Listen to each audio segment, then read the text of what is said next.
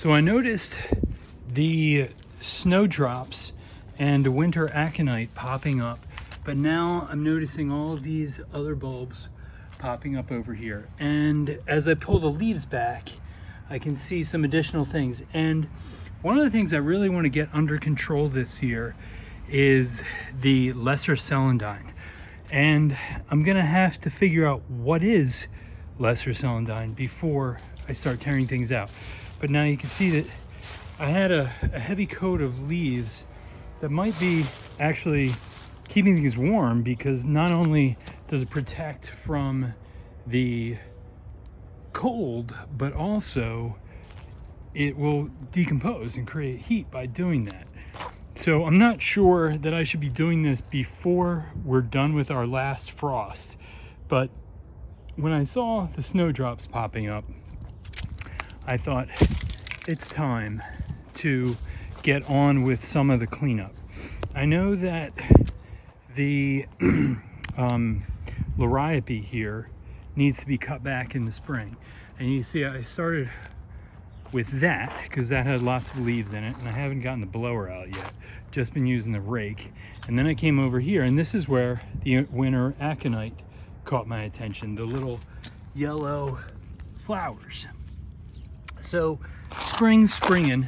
It's February 25th, and just taking a little lunch break here to get started with some of the yard work. And yeah, my winter aconite is popping up all over the place. We're trying to have a very organic front yard here that requires no mowing. And yeah, there's a little bit of lawn in the backyard that will need to get mowed, but this here all gets totally overtaken later in the year with fish mint, and that's what these things are here. I've thought about trying to get rid of it. It does provide some white flowers later in the year, but over here I also need to make sure that I keep these levels low enough so that we don't get water going into the house. We had a crack right here that I had repaired, and I haven't repainted the front area of the house yet, but you can see that it's going to need to happen. And now I'm noticing this is probably where the painters thought they were going to paint my house pressure washed. That's probably what those lines are. But in any case, I'm trying to get these swales to make sure that the water gets away, because I have had water enter the foundation of the house over there. So I don't want to have too much buildup, especially out here. I may need to take down this split trunk holly here. Provides a bunch of privacy, but it's just too close to the house, and we have enough of that going on. But the snowdrops are popping up all over the place, and right now I'm just trying to get a head start on getting some of the leaves out. We've got a lot more to go, but got to at least start somewhere. So I could just leave all these leaves down and wait for things to pop up in the middle of them, and I'm going to see how this turns out, pulling them out early in the spring. I gave up on leaf removal pretty early in the fall, figuring natural mulch is probably just fine.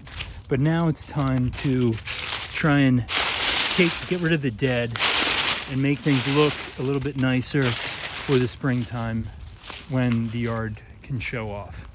Now, the house is going to need the gutters stripped. There are copper gutters up there that have been painted, and I would prefer to never have to paint them again.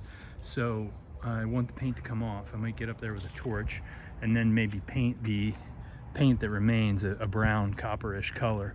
But we also plan on, since the only way to get up there is through the driveway, I'm planning on creating a path here where I've laid some stones to go to that side of this path here. And I'm obviously going to need to cut branches off this tree, if not take the entire tree out, because the tree was not part of the original plan. And I think that maybe if I want to save the tree next to it, the best thing to do is to really trim this tree hard. And you can see that this whole side of it is pretty much dead other than until you get to the top. There's not much going on here. I've only cut dead branches off, and you can see, okay, so that one's not totally dead, but like a lot of these, you know, they just snap, and you know, they don't have anything on them. So unless this, you know, grows some leaves, it's gonna come off. You know, I climbed up and basically almost all the branches on this side of the tree snapped off. So I wonder if this moss on the north side is actually hurting things. And you know, there's lichen right there on the tree. But the fact is, I think I really want to take this tree out. There's also a tree right in the curb strip right in front of it. And this is mostly facing south. I think maybe sun comes up over there, goes down over there. So I think that direction there is south. So yeah, it's even blocked by another holly. So yeah, this one's got to come out. The dogwood over here is something that I want to save. It's a shame that the most healthy of the hollies is interfering with the dogwood here, but part of a natural landscape, right? And then we're even running into issues here with these evergreens growing up into this holly. So maybe time to take this holly down that is right up along the house. Trying to think a little bit ahead here. And the other tree that I know I need to cut back if I really want to save this tree, that was part of the original landscape plan. And I had asked the tree guy to cut that trunk off right there, but he left it, citing that it was alive, and then there were also cabled branches there. So I think I want to get up there and cut a couple feet off of these extended branches and try to have this tree pull itself back in. I'm not sure whether to wait until after it flowers, probably not, but you can see that this here is going to flower out on that, so it's a tough call. But I definitely want to get that in, even though it does look like it's going to flower. It looks like I can cut, you know, that branch up there. So I got to get probably just a ladder, lean up against the tree, and then maybe my pole chainsaw and do some cutting on this. So yeah, spring arrived a little bit early. I knew that there was going to be cutback that I need to do in February, but it has been so cold that I have not thought I was going to need to do this. So the other thing is just to show how cold it's been. This is the first year that I've not covered the pool. And here we go into my junkyard. Oh, don't look. It's so bad in here. All right, let's get through the junkyard. All right, so the pool, I just broke this up today to try and assure that it will be easier to clean and get the leaves out of the bottom and, well, everywhere in here, and get this ice melted. We're gonna have some warm temperatures, even some rain, and I guess I ought to get the cracks patched because we had some fresh cracks appear this year. So time to get the pool patch on that before the water rises up. So I guess that's another thing to do while it's going to be easier before the water gets to it.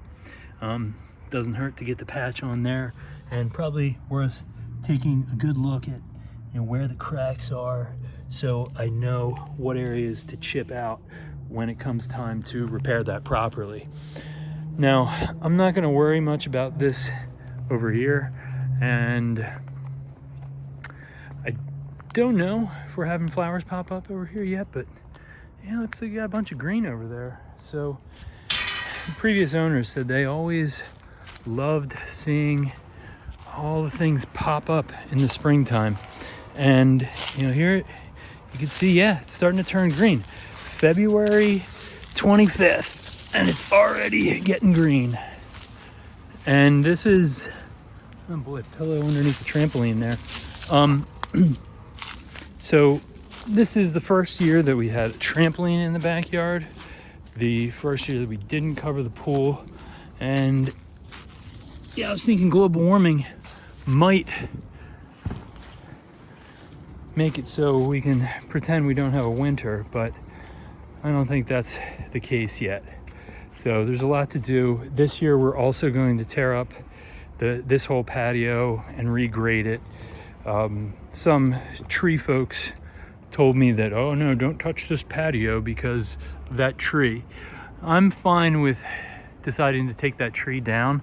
So if it turns out that we see any issues with that tree as a result of removing this patio, we will take that tree down ASAP. It's really the only thing that provides significant shade in the backyard besides the house itself. And as you can see, I've got quite a project on my hands.